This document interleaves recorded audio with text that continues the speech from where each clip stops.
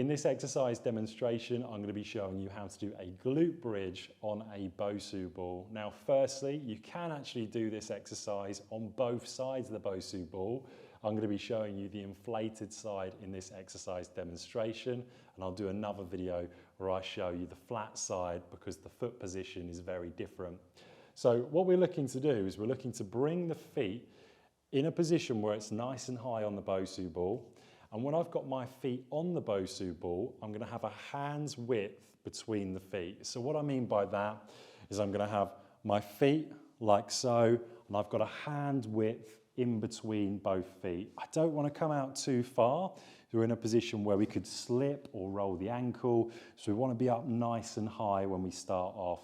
It's very different from doing a normal glute bridge because we've got that variability on the Bosu ball, especially a little bit more balance and a little bit more ankle stability required, as well as it can throw you off. You're going to have to work your hips in a very different way to stabilize yourself when you're coming up and down. So you can use a mat if you want to. I'm not using one.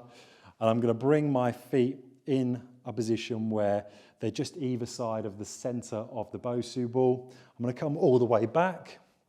Now, you could have a weight on your lap, you could have a resistance band. What I'm going to do is bring the knees out slightly, and from this position, hands to the sides. So I've got my arms outstretched to the sides of my body. And what I'm going to do is I'm going to come up very slowly, glutes up, big squeeze of the hamstrings to the back of the leg and the glutes when I'm in my top position, and then I come down under control nice and slowly. What I want you to think of when you're doing this exercise, you don't want to come up with the lower back first. So the first thing that comes up if I do this in slow motion, I'll bring my hands away so you can see better, is my glutes come up first. So the first initial part is me tilting my pelvis up, bringing the glutes up, then my lower back, and then my mid back in that order. And exactly the same when I come down. My mid back comes on the floor, then my lower back, and then my glutes. We don't want to be coming up like that, where it's the lower back first. We want to be targeting those glutes and hamstrings. So let's do it again. I'm tilting my pelvis up. I'm coming up with my glutes, lower back, mid back, big squeeze at the top of the motion. And then in the reverse order, mid back comes down, lower back, and also then my glutes.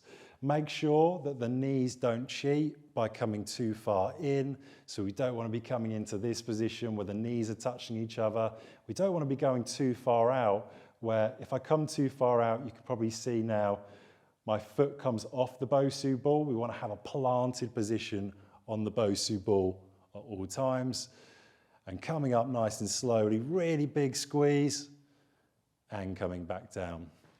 You'd repeat that for your desired amount of sets and repetitions, and that's how to do a Bosu ball glute bridge.